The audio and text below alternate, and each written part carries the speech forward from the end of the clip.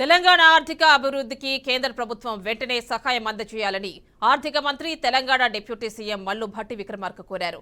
పన్నుల నుంచి రాష్ట్రానికి వచ్చే ఆదాయం వాటాను 41% నుంచి 50% కేంద్రం పెంచాలని అడిగారు.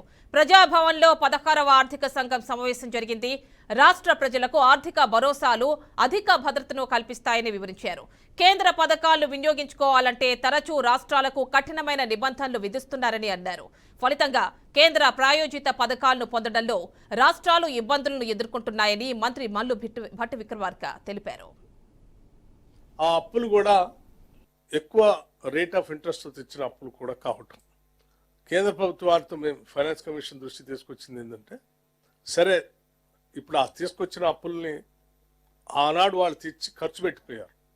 అప్పులు 10 ఏళ్ల తర్వాత కట్టాల్సిన కండిషన్తో తెచ్చిన అప్పులు ఇప్పుడు మేము అధికారం రాగానే ఆ అప్పులు కట్టే బాధ్యత మా మీద పడింది. ఆ కట్టే భారం రాష్ట్ర అభివృద్ధి అవసరాలకి తీర్చడానికి ఏమాత్రం వెసులుబాటు కాకుండా అప్పులు కట్టడానికి ధనవంతం అయిపోతాం.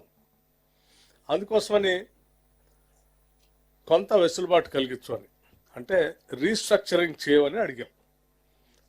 తీసుకున్న అప్పులకి 11.5% rate of interest, 10.5% rate of interest, ఇలా విపరీతమైనటువంటి రీట్ ఆఫ్ ఇంట్రెస్ట్తో ఉన్నటువంటి అప్పుల్ని తగ్గిస్తూ కమర్షియల్ బ్యాంక్స్లో కానీ మిగతా బ్యాంక్స్లో కానీ మళ్ళీ రుణాలు ఇచ్చి వీటిని రీస్ట్రక్చర్ చేసేటట్టుగా చేస్తే కొంత భారం రాష్ట్ర ప్రభుత్వం మీద తగ్గుతుంది. కాబట్టి ఈ అప్పులు రీస్ట్రక్చరింగ్ చేయడానికి